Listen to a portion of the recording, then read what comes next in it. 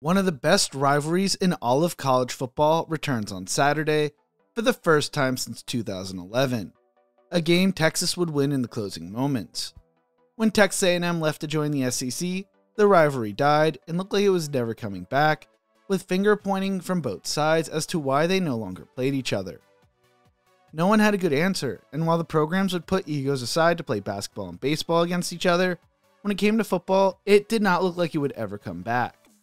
That was until Texas and Oklahoma announced that they would be leaving the Big 12, would be joining the SEC in 2024, putting Texas and Texas A&M back in the same conference. With the two hated rivalries in the same conference once again, the SEC jumped at the opportunity to revive the rivalry game, and it looked to be living up to all the preseason hype, being basically a college football playoff game, with the winner going to the SEC championship. Kyle Field should be rocking on Saturday, and I can't wait to see what goes down.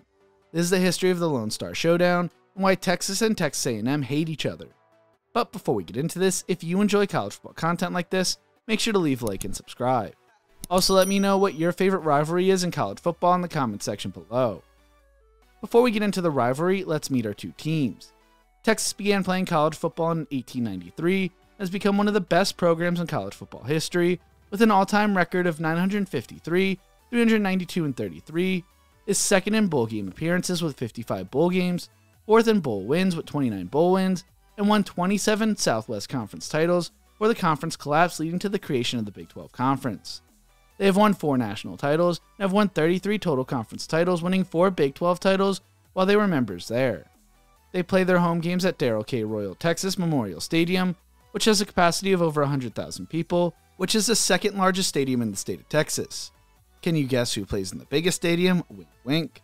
They are currently led by fourth-year head coach Steve Sarkisian, who has a record of 35-15 and led them to the college football playoffs last year. Texas A&M, on the other hand, began playing college football in 1894 and has an all-time record of 785, 505 and 48, while winning 3 national titles and 18 conference titles. While they were members of the Southwest Conference, they won 17 Southwest Conference titles and won a Big 12 Conference title in 1998. They have participated in 42 bowl games, putting together a record of 20-22.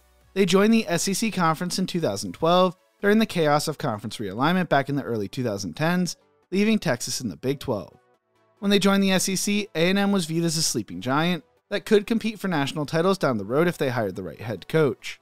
They played their home games at Kyle Field, which opened in 1904 and became a permanent concrete stadium in 1927. It is the biggest stadium in the state of Texas, with a capacity of 102,733, and should be rocking on Saturday night. They are currently led by first-year head coach Mike Elko, who has an 8-3 record at A&M so far. The first matchup between Texas and Texas A&M would occur in 1894 on October 19th, being played in Austin, Texas, and the Longhorns would run away with the matchup, winning 38-0. They would play again in October of 1898, once again playing in Austin, and the Longhorns would win 48-0. The game would be played mainly in Austin, San Antonio, Houston, and Dallas. The first time the game occurred in College Station was in 1915.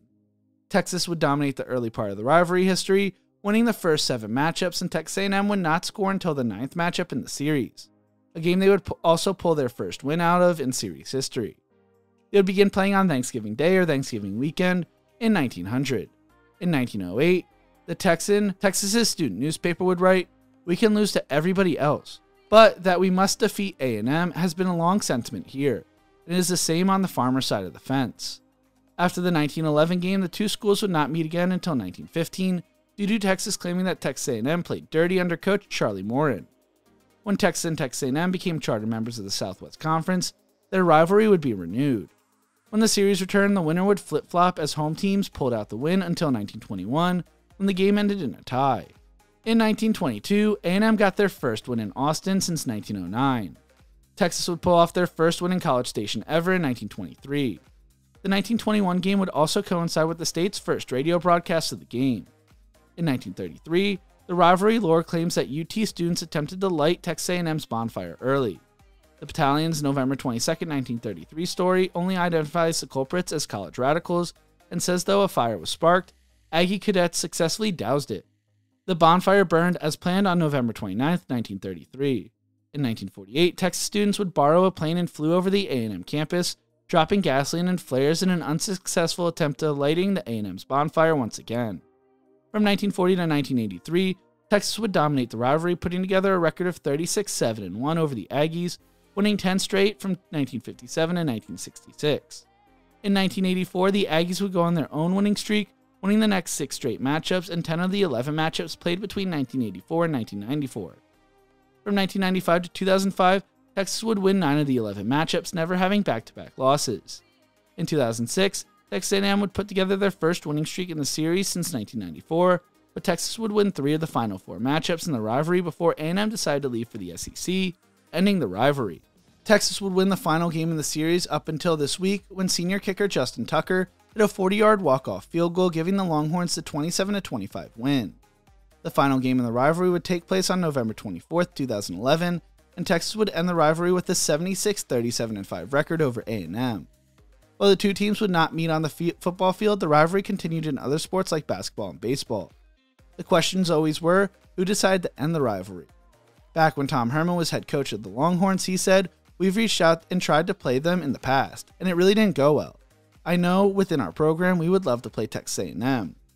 While athletic director Ross Bajork blamed Texas, saying, "Sorry my friend, ain't going to happen this year, nor is it being discussed anywhere at A&M. I've been here over a year and no one from there has asked me to play them." As usual with big egos in college sports, both sides blamed the other and took no accountability on why they were the way they were. Fans longed for the rivalry to return, but knew the sides disagreeing on whose fault it was that the rivalry ended, and it seemed unlikely to ever return. If there was an opportunity to play in a bowl game, the SEC, who decided where their teams would play in bowl games, would not allow the matchup to occur unless it was the Sugar Bowl or college football playoffs. With Texas being annoyed that Texas A&M left for the Big 12 for the SEC, and Texas A&M angry over the creation of the Longhorn Network and creating instability in the Big 12, it would take a miracle for the two to return playing each other on the football field once again.